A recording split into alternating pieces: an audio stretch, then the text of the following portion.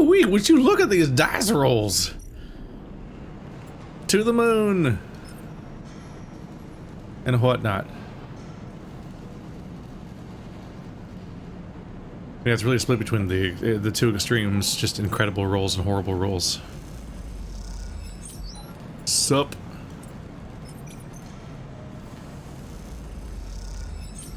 Y'all, I'm a babysitting fiend. That's not what I'm doing right now, but that's what I'm about to be doing.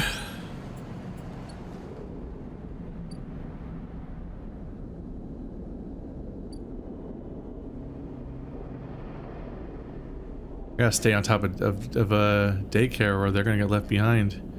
Alright, so no one's currently at the docks, so I can't spend money on anything right now besides food and whatnot. And suddenly I have bank. Like, that's how the RNG do. You get the really good rolls and you actually get to have a bunch of money all of a sudden. Isn't that nice? This child, I swear to God.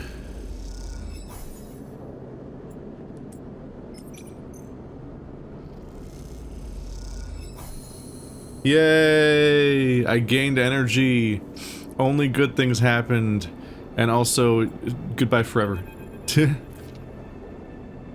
He's asleep, whispers Lem, creeping back out of the unit's tiny bedroom, sliding the door shut as he does. You are perched at a thin bar in the main room, the slate in front of you still glowing with Mina and your drawings from a cycle spent together. There's a ring, the only word Mina has known, with stick figures standing along its edge. The tall one is you. The only world. For a second there I thought Mina knew the word ring, and that's the only word she knows. I'm like, oh, because she's on a ring, but also kind of depressing. Drink? Asks Lem, producing a worn-looking bottle of G-Roll from under the bar, its contents glowing amber in the fluorescent light. Sure. Lem nods and glugs a few fingers into a couple of metal tumblers, then sits down with you at the bar. Cheers, he offers, and you clink the metal containers together. You know, we actually have something to celebrate this time around. Lem gives you a sideways look. I made the assembly team on the Sidereal. The Sidereal, maybe. He grins broadly. Clearly, he has been desperate to tell you all cycle. Amazing. Lem holds up his drink. Couldn't have done it without you keeping an eye on little meanie back here. Lem shifts a little on his stool. He looks uncomfortable. How's our girl doing, Sleeper? I haven't seen much of her these past cycles. She's doing great. Of course she is. He playfully squeezes your shoulder. She talks about you a lot, you know. Draws you. I'm glad she has a friend that isn't me. His eyes drift to the bedroom door. You okay? He nods. I can't take all the credit for Mina. She isn't actually mine. He gazes into the middle distance. I pulled her off a refugee shuttle out by one of Ember's moons. The colony was falling apart for decades after Solheim collapsed, surviving on next to nothing. Eventually some of the residents tried to make for the eye on these decrepit old shuttles. He sloshes the drink around in his tumbler. They had no idea what they were doing. The one Mina was on decompressed halfway there. Everyone's spaced. The only reason she made it is someone sealed her in a weapon locker. She was ice cold when I reached her. Purple lips. He shivers. Once I picked her up, I wouldn't let go. The medics treated her with me still clinging to her. He takes a drink. Still not sure why. He reaches over and refills his cup. We weren't exactly anybody's heroes, you understand. We were private military, hired in by Conway to protect their claims in the collapse. But once I got Mina, that was it. I quit. Got us dumped here. You saved her. I'm gonna sound like an idiot now, but... He sighs. She saved me. That's the truth of it. He looks around the decaying unit. Its stained plastic plating and flickering lights. Me. I brought her to this. She was tiny, Too small to know what she lost. But I can't stop thinking about it. He rubs his eyes, dark with tiredness. What if our number doesn't come up in the draw, Sleeper? What then? The sidereal will sail off without a thought, leaving us here. What kind of life is that for her? You'll make it. Sorry. I know you don't have it any better. He looks at his cup and pushes it down the bar. This is a celebration, right? Both of us on the team now. Both of us in with a chance. Together. That's right. We hold on together.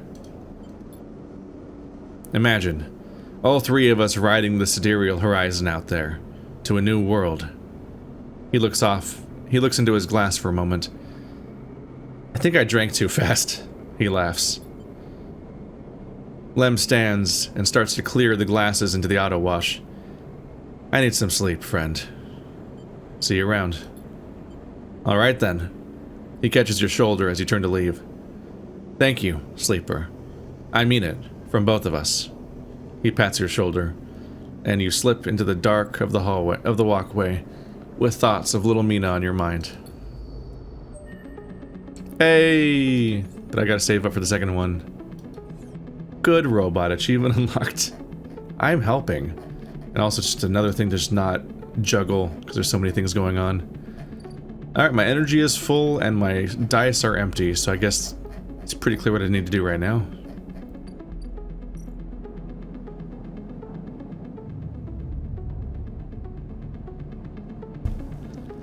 A lot of found family going on in here. Almost everyone's lost any connection they had to their original life. And some of them have done it for each other.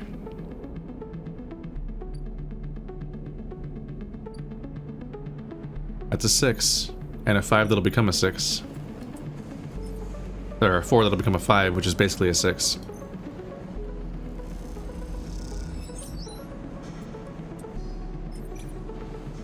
Nope. Only a 6 is a 6. Well, there's no negative outcome, though. There we go. This becomes a... yeah, that has a negative. So I ain't doing that. Looking at my other tasks. Get Sabine out as a timer I'm waiting for. Oh. Retribution's coming soon. Same cycle, even? No, Sabine will happen to cycle sooner. Memphis I can't do until I get the caps. More hacking that has potential negative outcomes. Are the ships here yet? No.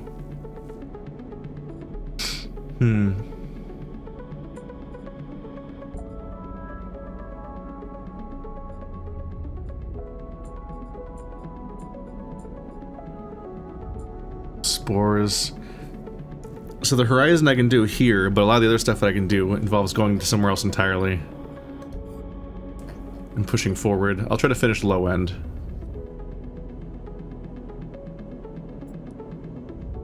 They're both risky though.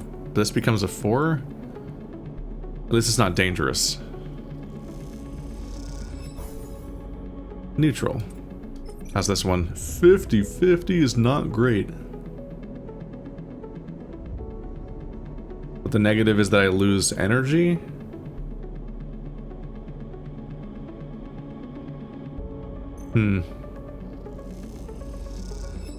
No! Curse the predictable negative consequences of my actions. Alright, what's gonna happen tomorrow?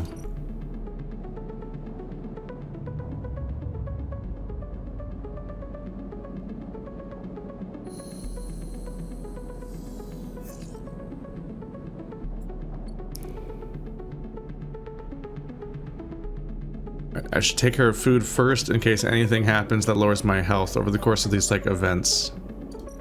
Just in case. Because some shit doth be about to happen.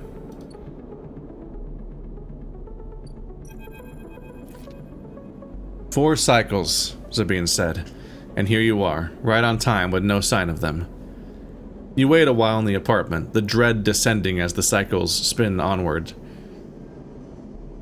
They should be here. Check the terminal. You check and double-check the terminal for messages and recordings. Nothing. Just the pale glow, the silence. Check the door. You pace back and forth around the apartment, the rumbling of the station suddenly so present and loud. You go into the door and open it to an empty corridor. You close it again. Wait. You try to settle down, to wait. You sit on the bunk and stare out at the tiny room. Where the hell are they? I knock at the door. Open it.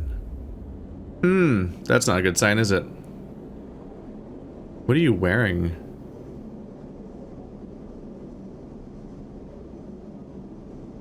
Like a jackety kind of thing over the armor? Rabiah. Loyal Yatagan agent. That's not great, is it? A figure stands in the door and immediately you know it is not Sabine. They are taller, sharper, and something in their face glints in the half-light. A dark shape, like a stubby baton, hangs loosely from her hand. Our local sleeper. Good to finally meet you. She steps into the apartment, glancing around with sharp eyes. What, may I ask, are you doing here? She fixes you with a steady, unwavering stare. Waiting for a friend. Of course. A mutual friend of ours, the good doctor. She walks past you in the apartment, glancing around. Not much use hiding it, considering we're in we're in their apartment. Clearly. We set them up here, you know. This place is one of ours. She picks up a glass from the dispenser and inspects it. People always seem to forget who put them where they are. She glances at you. And I suppose you were here to help? Where are they? I was hoping you would be able to help with that. She spins the baton in her fingers by her side, her eyes not leaving yours. We have a problem, you and I. It seems our friend has disappeared, left without even saying goodbye, which means they are in a little trouble now. But it's the kind of trouble that you need help for. So I thought I'd come down and take a look at their little hidey hole, and here you are. The help. She looks through the detritus on the side. And what help? A sleeper, no less. Which I have to admit is a little surprising. It suggests to me that our friend hasn't been very honest with you either. What do you mean? Well, I'm sorry to report that before we got them set up here, Sabine was working for your owners. She pauses. Arp. Why did she disappear? She's back, for some reason. You blink hard at the news, unsure how to take it. Rabiah looks away, waiting for a response. Stay silent. She crosses into the next room. You follow silently. She sits at the terminal and touches her baton to one of the access ports. The way I see it is that somebody's not necessarily bad just because they worked for a shitty company, because that's what everybody does. I've worked for like 10 different people so far this game, and at least one of them was probably a murderer. It's not really how that works. But where they're going, it might be that, like... It might be that Sabine worked for, might have designed the sleepers for all I know. She crosses into the next room, and you follow silently. She sits at the terminal and touches her baton to one of the access ports. A spark, then the terminal screen skips, encrypted folders emptying themselves before your eyes. In the flicker of files, you see ARP letterheads and code forms, reports laden with medical data marked with the corporate logo like the sigil of some cult.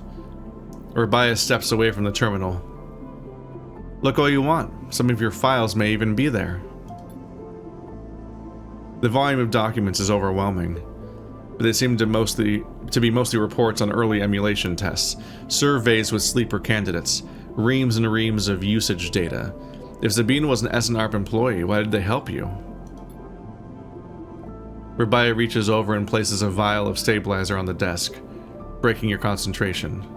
It shimmers in the screen light, its viscous clear liquid crystalline within the glass. We will, of course, keep up the supply. We are more than able to dispense important medicines, even without the doctor. You hold it between your fingers, and for a tiny moment you have the urge to crush the object for the power it has over you. I'll ask Toshiro to make those a little cheaper for you. He'll be running the surgery now. Rabiah closes up the briefcase lab and holds it at her side. We have to retrieve our assets, of course, but I'm sure you understand. Rabiah turns on her way out. There is no reason for us to be enemies, Sleeper. Come see me.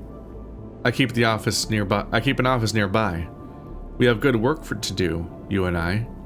Meet me there in a few cycles. She slips out silently into the corridor. You look around the apartment and feel the fear drain out of your body to reveal the tiredness beneath. Huh. Things got messy and weird. So Zabine worked for SNARP and was probably involved in the process of the idea of our creation, for all I know. Maybe. But, we somehow still ended up with a positive outcome where these things cost less now? Yeah, they cost 80 now instead of 100. That's a huge upgrade, and I'm about to make them cost even less. I just got my second point. Now cryo actions cost 20% less. How much does it cost now? 64. We just jumped to 2/3 of the price. From 100 to 64. That is a huge change. I could afford 2 of them right now. That's how good things are. Whew. Time for some fucking mobility in this game. Okay. But things are going really well despite the revelation being not great a moment ago, news-wise. Like, it seemed bad. But overall things are pretty good. Except, the obvious downside is that now it seems like we're probably going to get more and more wrapped up into their bullshit. And so we're probably going to get trapped in that gang's, or yeah, the gang or crime family or whatever. We're going to get sucked up into their mess of what they want us to do for them in exchange for this. So all the more reason to keep getting this done. Give me a double. And I got paid. Think this place wanted yada gun data? Yeah. But I used that all up on the other objective. They don't want their own data.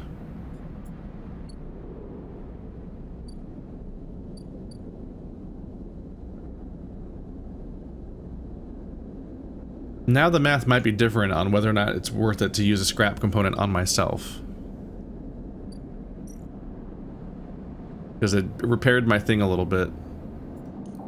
Boop. Does it ever do more than one? Yeah, there's one. It might always be just one, I don't know. But, not... The math goes in the exact opposite direction I was just trying to indicate, now that I think about it. I was thinking about, like... Yeah. Yeah, no, that was dumb. I thought badly. Alright, well... Because my previous thought process was the fact that while the injection is expensive, that scrap gives you so little meter that it's probably more cost-effective to sell the scrap and buy the very expensive injection instead, because that is probably more money efficient, regardless. But now that the injection's even cheaper, obviously it's even more money efficient, not the opposite. So my brain just flat out, like, made the wrong leap. And I wasted that just now. That entire upgrade I got is kind of useless, which sucks. I regret that. It looked like the most valuable thing, and it's actually kind of trash. Womp. So as long as I have this negative intuition, I can't even use this ability. Tavla's room. The Tavla room in the Tambour houses some of the best players in the low end. This is serious, high stakes only play. So this is your gambling place. Tracking Havenage. You've heard that Yatagan Enforcer based... That the Yatagan Enforcer based here has been paying low-end residents for information on Havenage movements. So I can use both of those things to make money, but I first have an objective to use 3 of them with an NPC. So I don't want to sell this one yet because I need to get 2 more to do a quest, which might be worth just taking the damage, honestly. Unfortunately.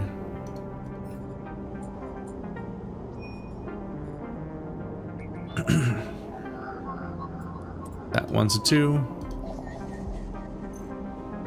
I'm about to get murdered by a monster thing. Yep. Those familiar threads wrap around you, bind you, test you. Entity. Submit. Hunter's strange head bobs near vision. Your ally in the sealed dock cannot save you. Is that globed head you see whirling strings of data? In that globed head you see whirling strings of data, so many spinning that they threaten to tear through the thin skin and whip out into the void around. What happened to this creature? The threads squeeze and you lose any sympathy that you might have had. You must escape. Strike. You lash out once more, pushing Hunter back, severing threads that regrow as fast as they're broken. As you slip away, you realize you have to find a way to deal with Hunter once and for all. This is getting too dangerous. Ugh, you lose 4. It's not great.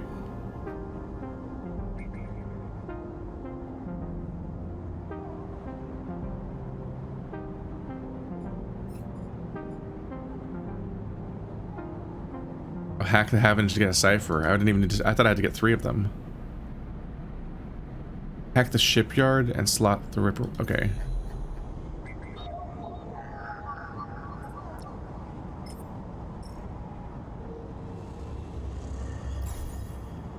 The gate flips. You are in. I wish this thing closed automatically when you started doing other stuff.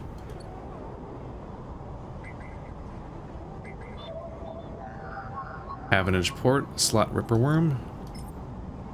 An open port sits waiting for you to slot in a ripper worm. What will it find in there?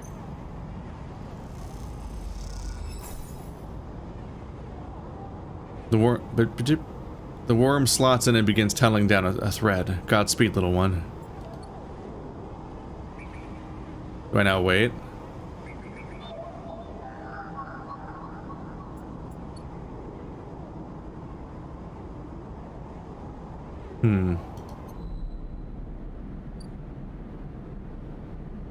I actually might be able to sell the Havenage data because that's not actually what my objective was. Slot the ripper worm. Like I did it right.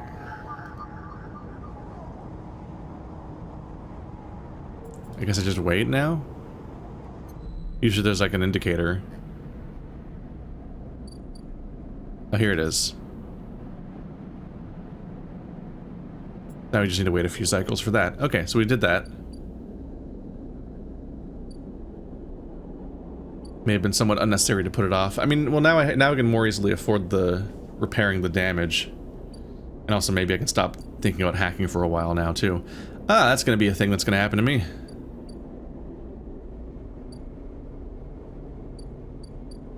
I think I'm still working on low end. Yeah, they don't love me all the way yet. There might be discoveries to make. Negative. Dude, that sucks. My 50-50. Come on, man. Let's make some progress. Of course, the less likely good is good, and the more likely good is bad. How else would it go? Rabiah appointment. The constant flow of people seem to be visiting Rabiah's office. You'll need to wait your turn. 2 days to visit her office? Popular.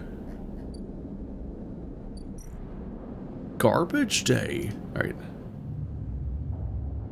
I also got a free vial from that event. I'm doing pretty good on that stuff.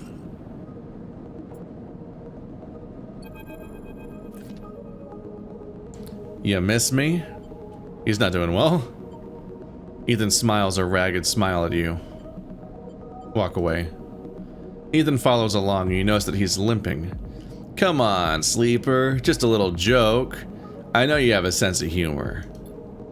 You look at him. He's paler than usual. Hunched.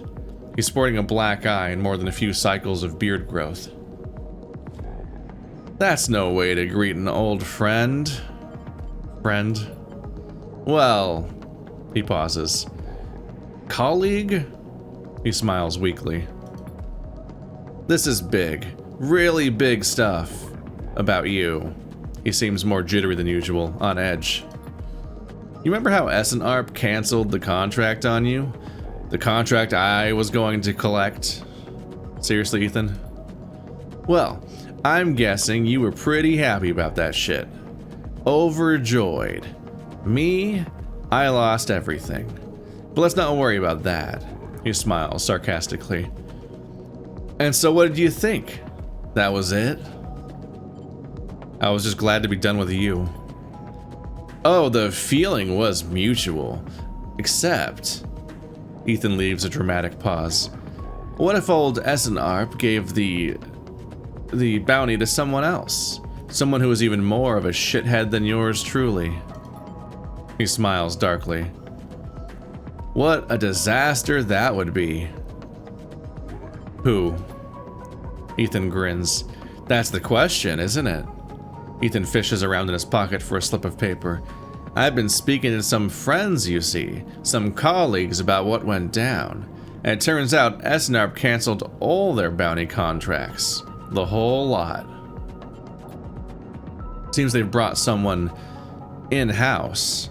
Some guy who did so well on their last contract, they got offered a job. He leans in. Apparently, he made a hit on the ship called the Winter Wonderland or something. It was smuggling sleepers out from under S&ARP's big corporate nose. He killed the crew and blew the ship. Ethan whistles. They call him Hemwick or Maywick or something. He gives up looking for the paper. I forget. You mean the Winter Light? That's it. He looks at you hard. So you do know all about this. He pats you on the shoulder. Then you'll be very happy to hear what I'm about to offer you. Ethan runs his hands through his greasy hair. Given this new information I've brought to light, it seems you are in need of protection. I'm not paying you anything. Easy, I'll get to that. He looks down the corridor. I, meanwhile, am in need of assistance in kind. It turns out I upset some people at Compressor the last time we were there.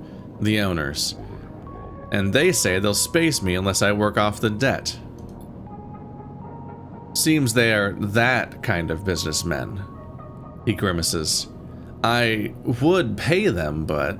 He shrugs and turns his jacket pockets inside out in a mime of poverty. He looks pitiful, even more so for his clownish acting. Then work it off. You should be glad, the anger rising in him now, that I came here and told you this. You think anyone else is looking out for you? You are a contract, a name on a list. He kicks the wall. Ethan rubs his temples. I'm sorry, he hisses. I'm sorry for being a shit and trying to kill you, and whacking that thick skull of yours, he sighs. You think I want to go up against this guy? But us, he jabs a finger between the two of you, we don't have a choice. So, you keep me from getting killed and I'll do the same for you. We can help each other, a straight 50-50 deal. He looks at you. I'm not asking for a favor. Fine. Ethan smiles. He looks like shit warmed up. Just... He pauses. Think about Maywick. Think about the cold-eyed S&ARP shit on his way here from the core systems. He smiles. That should give you the motivation you need. Ethan swaggers off down the corridor, throwing his jacket over his shoulder. Can't wait to be working with you, he shouts. Well, He done fucked up again, doesn't he? Gain Ethan's protection. Work in the compressor. Motherfucker. Somehow you're once again helping Ethan. This time he's offered his protection if you help clear his debt. Or he's lying. But hey, story content, it's interesting because there's the complaint about Fallout 4 was that the options were basically, whenever you got a question to do a mission, your answers were basically yes or sarcastic yes. And that's kind of happening here. Your answers are fine or I'll think about it. But I guess you really will think about it, in that if you choose,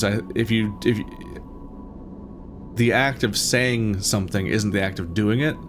You have to actually sit here and choose to do the event, not once, but over and over again to actually finish it. So it really is, and I'll think about it, because you could just never do that objective and go do something else.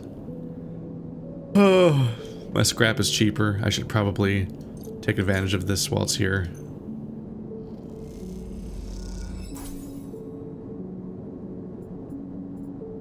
Now that only costs 16 for an overall price of like 47? 8? So all full up on scrap, and all I got was regular scrap. Cool. Time to turn that stuff back into... I think they sell for 14. I think my margin just closed to almost nothing. So I buy in for 16 and I sell them for 14. That's pretty good. But I would have liked to have, you know, the item I actually wanted instead of nothing. I don't get a... My bartering unfortunately doesn't give me a bonus to gains. Oh, it's 12. Wait, is this RNG? No, it's always 12. 14 is how much money I ended up with. Still, my RNG chance of getting scrap cost 12 overall then? That's fine, I guess. That's less than a single shift at a place. In a game where you can technically work 5 shifts in one day, because of how the dice work. So whatever a shift is in that context. Dude, how much fucking debt you got? This is somehow... Oh, it's also dangerous here. You can work the back or work the front. Endure or engage. Work the back. Wash up. Stock check. Cleaning. Prep work. Back work at the compressor is all bad smells, flickering lights, and hard scrubbing. Why is it dangerous? Work at the front. Working the door, taking delivery, staffing the bar. Front work at the compressor is a cocktail of shouted orders, alcohol, and violence. Yeah, I figured that. If you're working the door or the bar, you're in danger. But stock check and cleaning? Is it dangerous purely because of the fact that, I think it might purely be dangerous because of the fact that it costs, you're just dealing with chemicals, I guess. Well, shit. I should unstarve real quick. It only costs 12 now. Watch my money as it doesn't go down instantly, constantly. Alright, I'm gonna try this place because at least it's just risky, and my dice are shitty. And a 3 is better than a not 3. Yes. I got a double bonus. I might be able to finish this right now.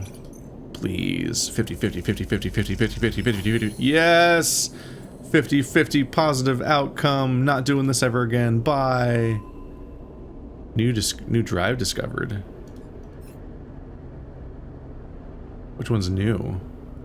Build a home? There's a derelict unit in the low end that remains unclaimed. With lots of scrap and a little hard work, it could be yours. I can make a home? Does it have bonuses compared to my other home? Oh no! Input scrap. No!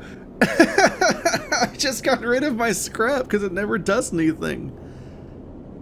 With 4 of them, I could build a home. I would have been most of the way there. God damn it. I have to wait for the ship to come and go, and I also have to get +1 scrap from like a random event of engineering. This half-built unit looks... This half-built unit looks long forgotten. A project that never made it. With enough scrap, you might be able to seal it up.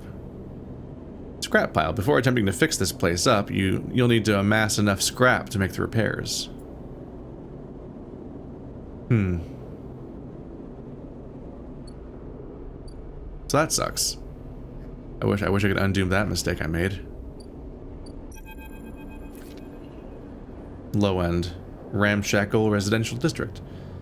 You cross between two walls of units, one of the cavernous streets at the center of Low End. The pressurized bridge is full of the clack of tavla, the shouts of children, the whir of air filters. Castor.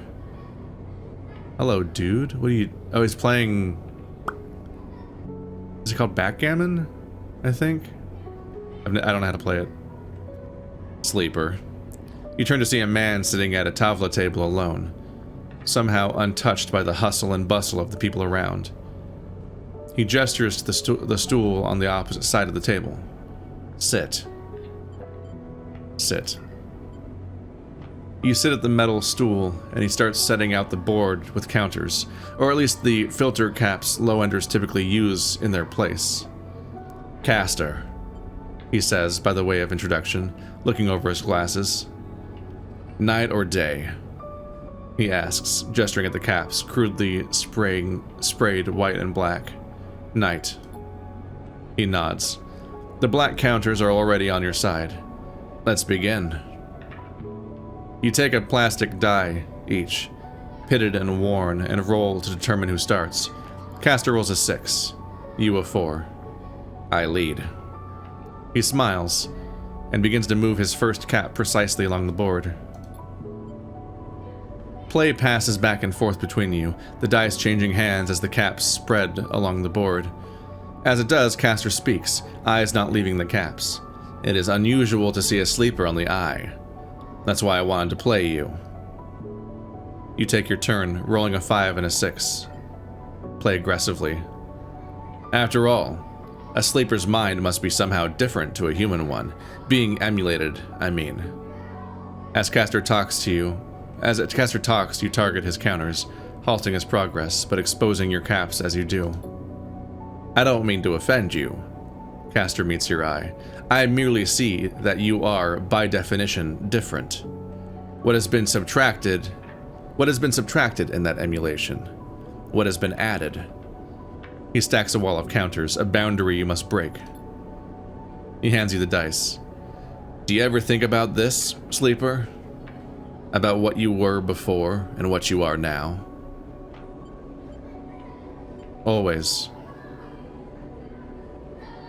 You roll a double 1 and solidify your wall. Castor whistles.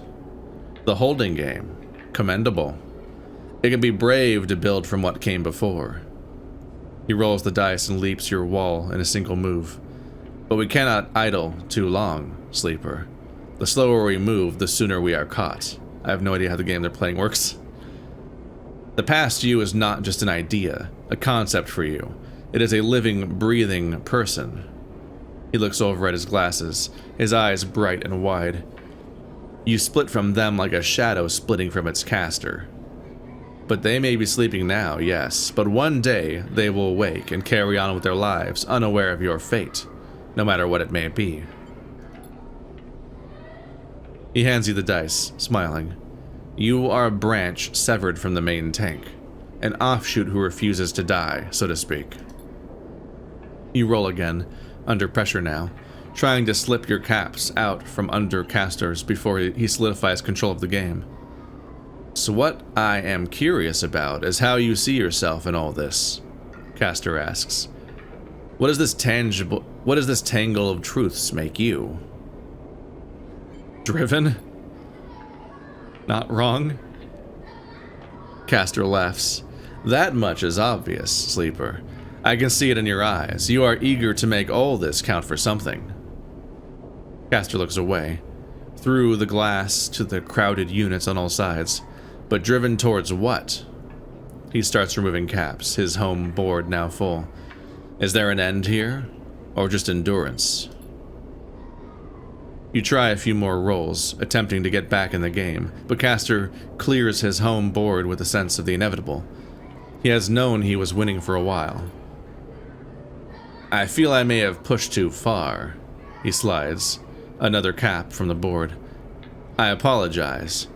My curiosity has a habit of getting the better of me. You roll to return a cap to the board, but all the spaces are blocked. Castor clasps his hands apologetically. You play well. Really.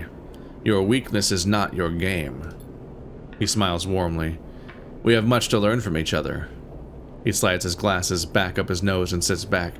I feel we could share knowledge, ideas, perhaps even data. His eyes glint with that last word. To our mutual benefit. He slides his final cap from the board. It is over. He has won. I'll see. Please, I don't want to make you uncomfortable. He holds up his palms. My intention is only to help you endure here and, if I am able, feed my curiosities. The game is over. You notice the bustle of the walkway once more, the call of the children, the deliveries, the arguments and reconciliations. They wash over you as you stand and leave. Castor nodding goodbye as you do. Crossing the walkway, you replay the moves of the game in your mind, looking for an opening you are sure was there. And he's a data fence. Ooh.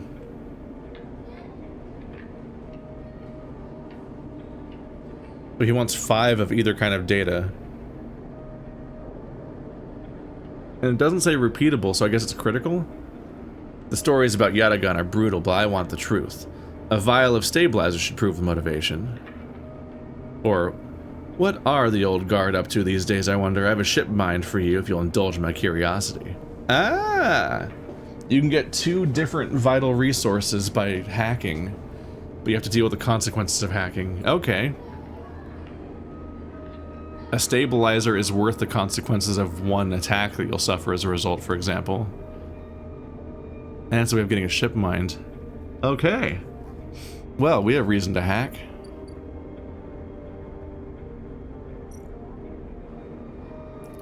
I currently have, I have 2 Havenage, so I should work for the other 3 of those first.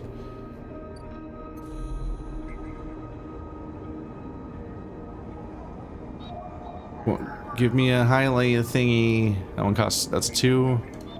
This one a 1. That one's a 2.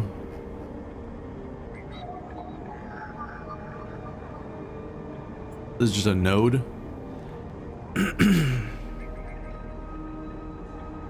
Havenage, Havenage. I don't think there's any more Havenage. Some bad luck there. This Yatagan might be a 1. Yep.